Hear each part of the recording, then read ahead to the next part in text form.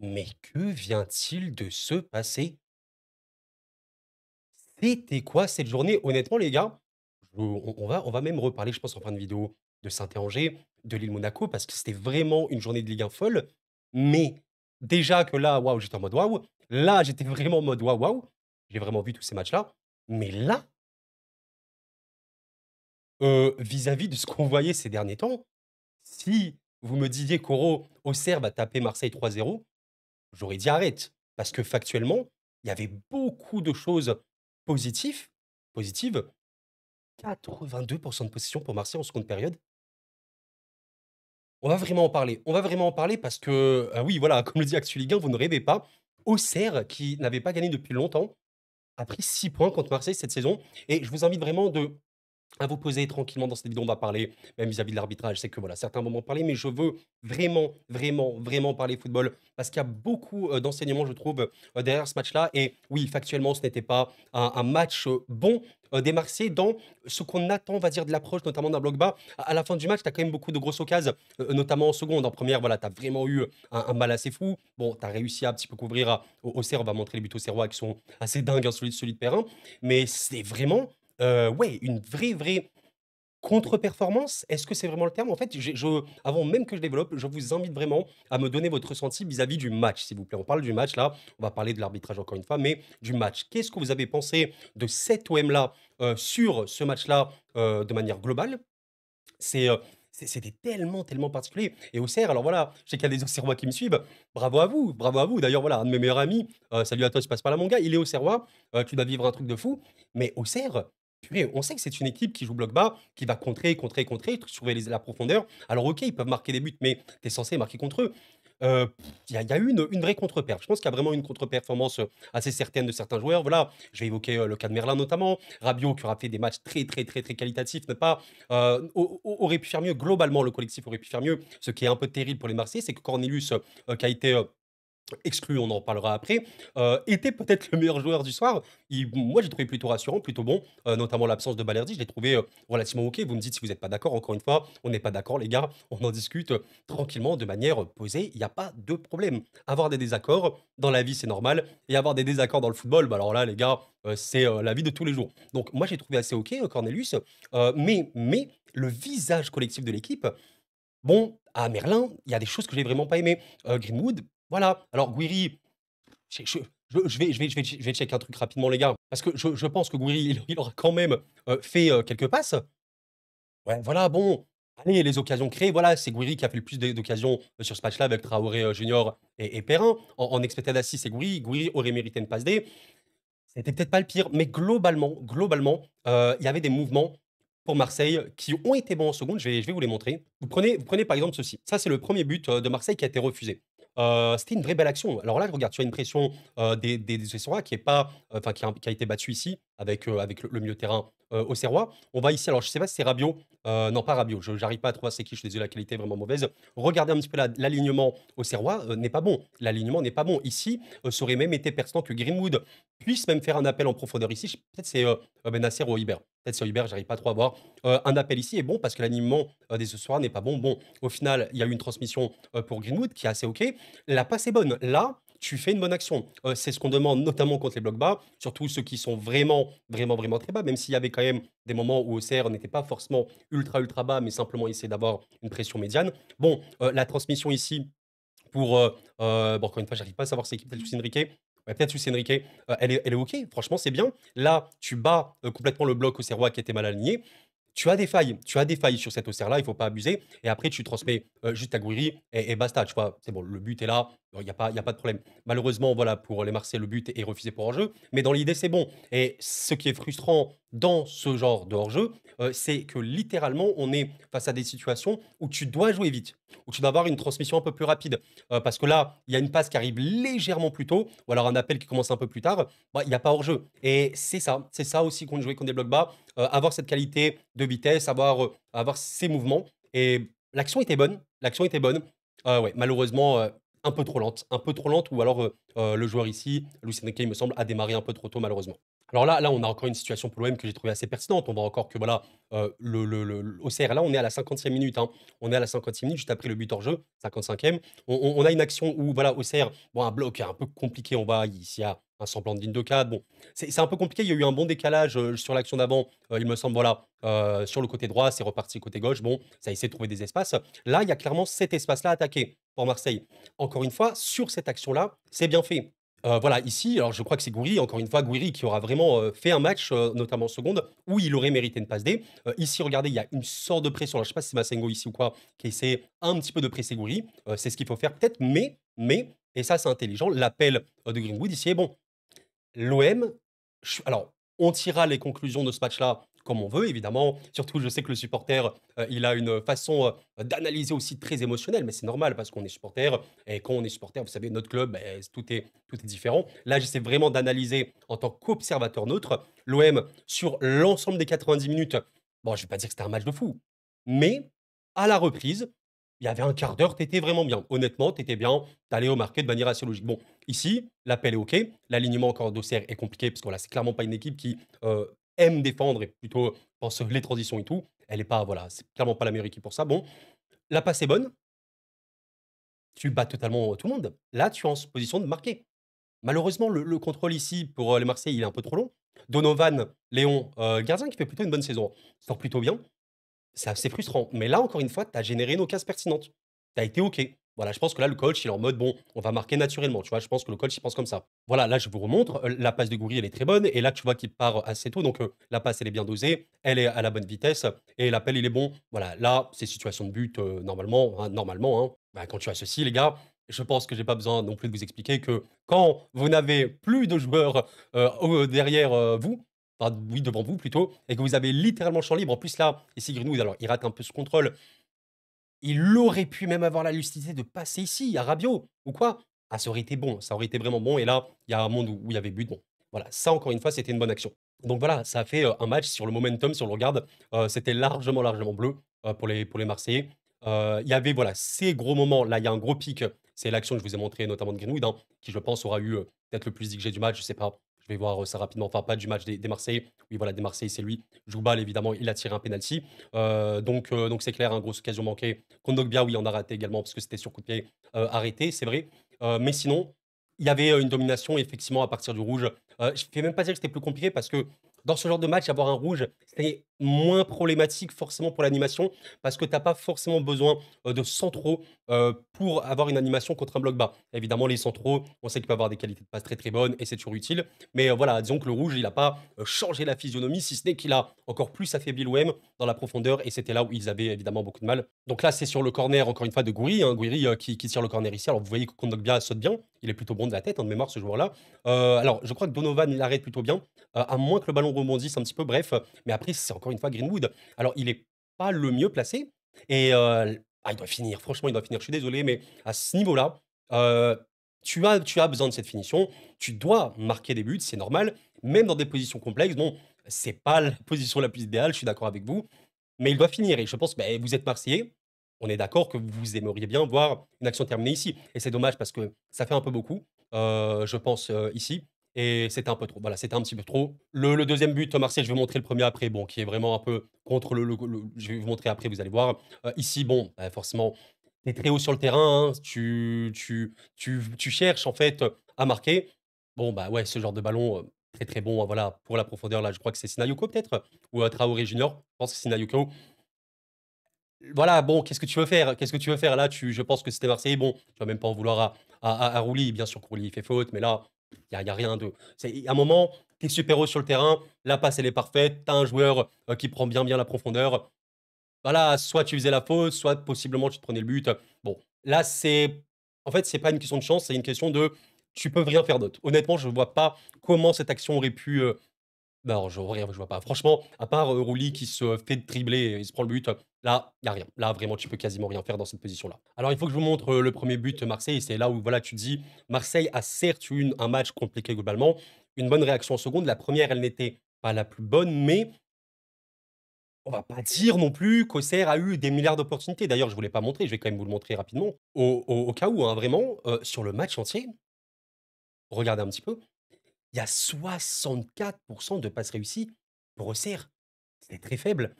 Mais bon, ils ont pu marquer, dans les moments, bah, voilà, le but, sur le penalty, voilà, un contre très, facile, hein, pour eux, dans ce genre de situation. Le dernier but à dernière seconde, c'est, un coup de pied arrêté, il me semble et le but de Perrin, je vais vous montrer. Mais globalement, il y a eu énormément de déchets pour Auxerre. Marseille a eu du mal dans la profondeur, c'est vrai, je vous montrais le premier but, mais voilà, c'était pas non plus première période, enfin, il y avait quasiment rien. Il y avait quasiment rien. Le but de Perrin, c'est du zéro. C'est un chef-d'œuvre. C'est un chef-d'œuvre, tu vois un peu l'idée? Donc je pense que la première période, il faut l'analyser en mode: tu pas produit. C'est décevant, mais c'est pas comme si, voilà, tu as été baladé derrière. Faut pas abuser non plus. Encore une fois, je considère qu'il y a eu globalement, allez, une gestion relativement OK en 1, notamment de Cornelius. C'est la seconde qui est malheureuse parce que forcément tu découvres plus, tu dois marquer et eux, ont pu te faire mal quand il fallait, quoi. Donc c'est ça le la pour moi la vérité sur ce match-là. Donc le but de Perrin, je vais vous le montrer. Vous voyez un peu la situation. Il y a une récupération, ici pour, Traoré Junior. Vous voyez que Marseille était encore une fois, comme toujours dans ce match-là, possession haute, très haut sur le terrain.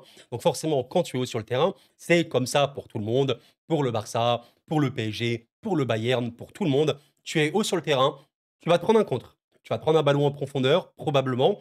Après, c'est à toi de le gérer, comme tu peux le faire, notamment avec ta gestion de la profondeur. Bon, bah, ici, ce qui aurait pu être pertinent et ce qu'on aurait pu voir chez une équipe, qui est encore mieux rodée, peut-être un contre-pressing. J'ai pas trouvé le milieu de l'OM, le plus pertinent dans, ouais, la gestion du contre-pressing. Alors il y a quand même eu, un vrai rebond en seconde, j'ai trouvé. Mais là, bah, Traoré est un peu trop seul. Il est un peu trop seul. Vous voyez un petit peu là les attaquants, Marseille, ils sont assez hauts. Merlin est très haut sur le terrain. C'est ce qu'il lui est demandé vis-à-vis du système de Zerbi. Mais là, c'est dangereux parce que tu as vraiment ton bloc complètement coupé en 2. Bon, Traoré, il est vraiment sur un fauteuil. J'arrive plus à m'exprimer. Il est, voilà, installé. Bah, c'est pressé et là, je pense qu'il aurait, mérité de la part notamment des milieux d'essayer un petit peu de contre-presser. Toujours compliqué parce qu'il faut vraiment le faire en équipe, il faut vraiment des retours importants et tout. Mais là, c'est très facile. Merlin tente de faire un petit peu le retour, mais bah, on voit que la structure, elle va directement s'effriter. La passe est très bonne pour Perrin, pas de problème.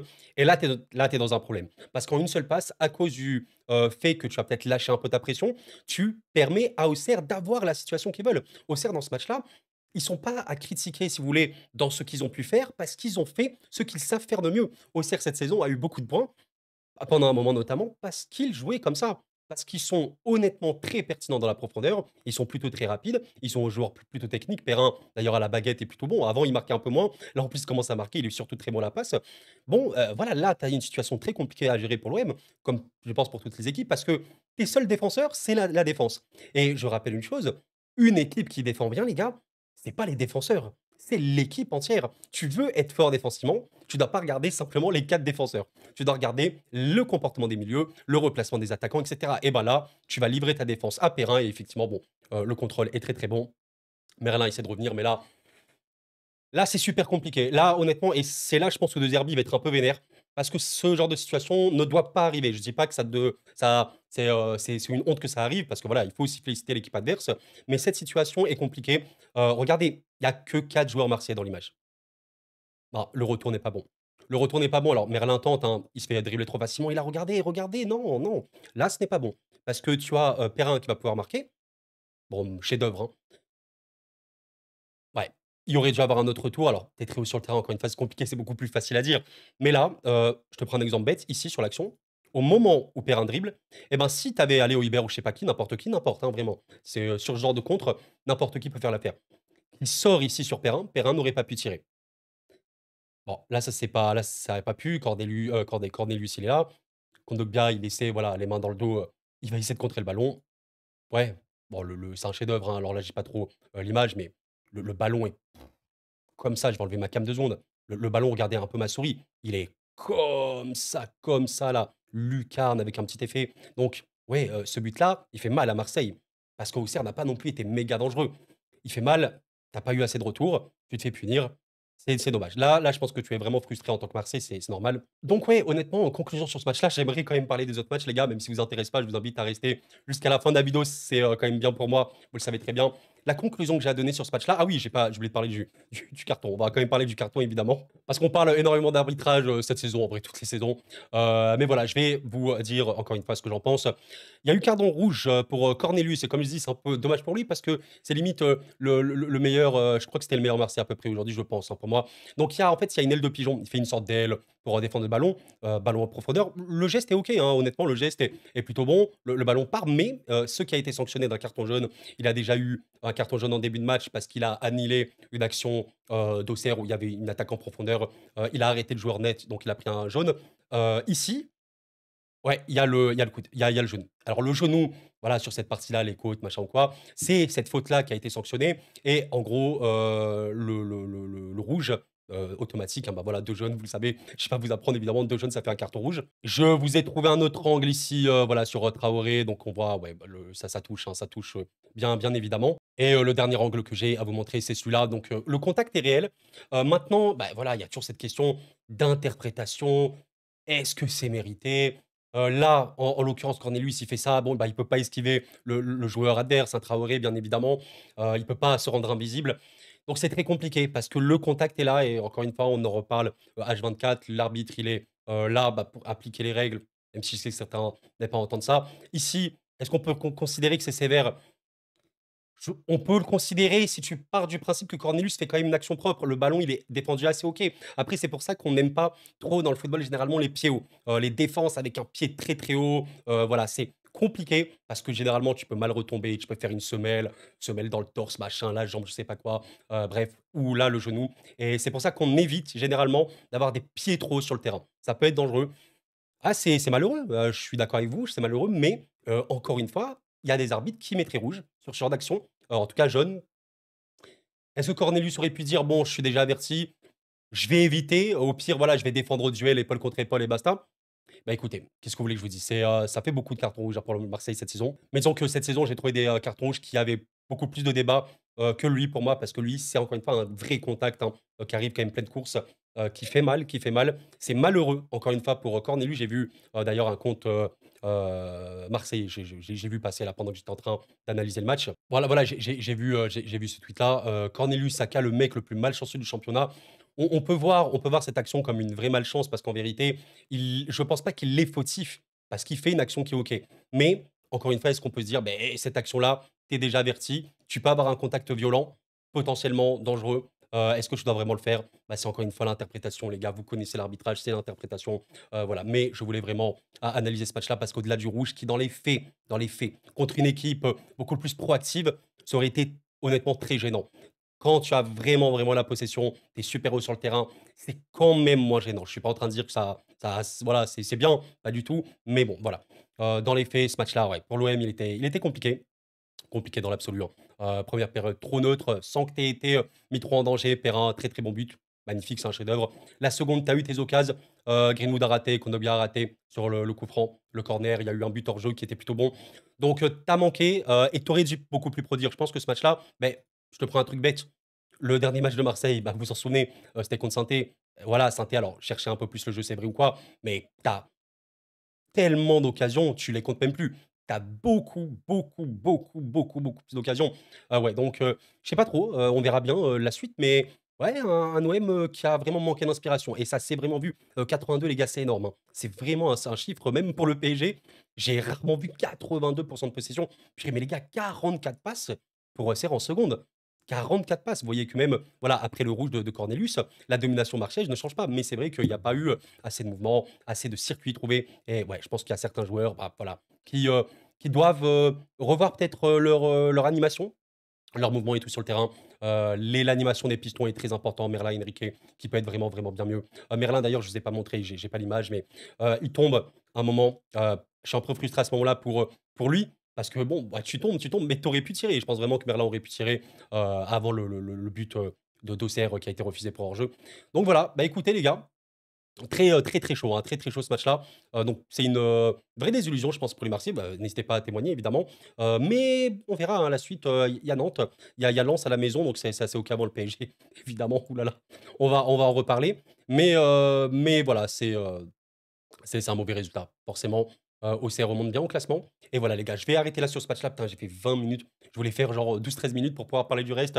On va le faire en express les gars. Merci à ceux qui sont encore là. On va parler de Saint-Angers et Lille-Monaco rapidement, vraiment brièvement, des petits mots, quand même. Merci à vous. Donc Saint-Angers, les gars, qu'est-ce qui s'est passé dans ce match-là? En vrai, je suis peiné pour les Stéphanois. Bravo aux Angevins. Le Abdelli qui marque assez rapidement sur un penalty. Bon voilà, Saint-Étienne a aussi vraiment énormément de penalty subis. Et un but d'Abdelli avant la 20e. Donc tu commences très très mal. Cardona a vraiment fait un bon match hein, côté Stéphanois. Et en fait, ce qui est dingue, c'est que Saint-Étienne a, je pense, globalement dominé le match. Regardez un peu la menace en attaque. C'était vert globalement, avec une grosse pression à partir de l'heure de jeu. Ouais, bah ouais. Saint-Étienne revient en perdant 2-0, 2-2, 3-2. Ouais, Saint-Étienne mérite, honnêtement, Saint-Étienne mérite. Alors, OK, les buts sont un peu fous. Vous prenez par exemple le but de d'Ekwa, Ekwa à la 52e. Il est extérieur surface à 25 mètres, 0,03 IG. Il est incroyable, il y a une sorte de poteau rentrant bizarre. Voilà, c'est fou, ça je suis d'accord avec vous. Voilà, mais il y a eu des belles actions et c'est un peu ce qu'on voit de cette Auxerre, de Saint-Éla, d'Orneland. Ça joue, franchement, ça joue, ça propose. Alors on sait que, l'équipe de Dijon est plutôt bonne aussi. Moi, je trouve que ça propose bien, Angers, même si là, Angers avait, voilà, quand même un peu moins le ballon. Ouais, quand même moins le ballon que Saint-Étienne. Mais gros problème, Saint-Étienne se fait condamner par sa défense, c'est affreux. Alors j'ai même pas envie d'insulter ou quoi. Bon, je ne veux pas insulter évidemment, je suis pas du tout quelqu'un comme ça, mais, où il est? Voilà, je le vois pas. Le cher, Bernauer, je suis désolé, je prononce mal son nom, qui a commis une faute entraînant un penalty. C'est terrible, c'est terrible. En Saint-Étienne avait le match. 94e minute, Dieng qui marque, les gars. C'est affreux. Je sais même pas comment tu analyses ce match-là parce que, OK, c'est vrai. Auxerre a eu, malgré tout, des vraies opportunités. C'est vrai. Je pense notamment à un méga pic ici, et peut-être ici en fin de match ou quoi. Il y avait des vraies énormes occasions voilà, pour Angers. D'ailleurs, 5 grosses occasions, c'est vrai. Mais Saint-Étienne était bon. Saint-Étienne était bon. Donc c'est super frustrant pour les Stéphanois. Au final, au classement, Angers est plutôt bien. Pour le maintien, ça devrait aller. Bah, Saint-Étienne passe provisoirement devant le Havre pour l'instant. Enfin, provisoirement, ils étaient déjà devant le Havre. Ils sont à 19 points, on verra bien. Très frustrant, mais bon, écoutez, ouais, c'est dommage. Il faut se concentrer sur les belles choses, mais c'est vrai que ce match-là, il avait un goût de il faut le gagner, sinon t'es très mal. Tu l'as pas gagné, bravo à Angers qui a pu revenir, même si voilà, le match d'Angers était un peu plus compliqué. J'ai trouvé que globalement l'équipe de Saint-Étienne bonne. Ça fait mal, ça fait vraiment mal pour les Stéphanois. J'ai envie de donner aussi un petit mot pour le Lille-Monaco, match tellement important pour la course à l'Europe, mesdames, messieurs. C'est bien le LOS qui l'a emporté. Waouh, c'est Monaco qui vit une période un peu complexe parce que, voilà, d'ailleurs, ouais, puis c'est tellement serré, c'est grave, hein. Lille a 41 points. Monaco à 40 avant le match de Nice contre le MHSC. Donc on verra ce que ça va donner. Très compliqué ici de parler de ce match-là sans évoquer, encore une fois, et c'est terrible, mais c'est pas possible comment, mesdames, messieurs, Monaco, c'est des mecs qui sabotent, quoi. Parce que le deuxième but de d'Aralson, alors Lille a fait un vrai bon début de match, hein. Moi j'ai trouvé globalement Lille impliqué, etc. Alors relativement équilibré, relativement équilibré. Le premier but lillois, il est venu après un temps fort logique, hein, honnêtement. Pour moi, il y avait rien de choquant. Mais le deuxième but, bon, j'ai pas l'action, je suis désolé, j'ai pas les images, les gars. Je sais pas si c'est précisé ici, Singo, peut-être Zakaria. Ouais, voilà. Zakaria a fait une erreur qui a permis à Lille de marquer un but. C'était une sorte de relance de Singo sur le côté gauche. Zakaria la prend pas. Peut-être que le ballon, il est pas très bien sur lui. Il y a une petite pression, un bon travail de pression hein, de Lille et Ralston qui le doublé. Terrible pour les Monégasques. Minamino revient au score en fin de première période, c'est assez OK. Et en fait, la seconde période n'a pas été si bonne, honnêtement, pour les Lillois. Très peu de tirs. Ils ont fait un peu le dos rond, tu as quand même senti. Ils voulaient pas prendre trop de risques. Mais voilà, un Monaco qui s'est heurté à une bonne défense, avec aussi un Chevalier qui aura pu faire des arrêts quand il fallait. Globalement, je pense que si tu vois le momentum, ouais, ça m'étonne pas. À partir de la leur, ouais, c'était quasiment que monégasque. C'est dur pour Monaco ouais, qui vit une période un peu sombre. Équipe qui avait très peu perdu cette année 2024 et qui enchaîne beaucoup de défaites. Voilà, là, Paris, bon, on va dire c'est Paris, l'Inter, on va dire c'est l'Inter. Benfica en LDC, c'est affreux. T'es éliminé en Ligue des Champions, t'as une grosse bulle d'air contenante et là, tu repères, c'est très dommage. Bravo LOSC, c'était un match de football qui était plutôt cool, honnêtement, c'était plutôt bien. Il faut un vainqueur, un parfois et un perdant. Mais c'est vrai que le match nul dans ce match-là aurait eu un sens. Mais bon, écoutez, c'est bien Lille qui l'emporte. Bravo au LOSC. Eh ben, écoutez, c'est la fin de cette vidéo. Je vous remercie d'avoir suivi, les gars. Voilà, j'espère que vous appréciez toujours ces petits formats-là. Aussi, je ne peux pas être parfait. Vous le savez bien, je ne cherche pas du tout la perfection. Je peux être un peu voilà, maladroit parfois dans mes explications, pas le plus clair, etc. C'est aussi beaucoup de travail, analyser les matchs, machin ou quoi. Mais je fais ça avec beaucoup de plaisir. Je me suis beaucoup amusé sur ce Saint-Étienne, Angers personnellement. Voilà, je sais qu'il y a pas beaucoup qui voient ce genre de match, mais j'ai énormément, kiffé. Donc voilà, Marseille, bah, désillusion forcément, vraie désillusion et bien sûr Lille qui se met bien, c'est très serré pour la course à l'Europe. On verra ce que ça va donner. Je compte sur votre bienveillance toujours, hein, bien sûr, pour vos retours. Vidéo très longue pour ce récap de cette journée de Ligue 1, ou plutôt de ce samedi. On verra ce qui se passera ce dimanche et d'ici là, portez-vous bien les amis, c'était Compro et la paix sur vous.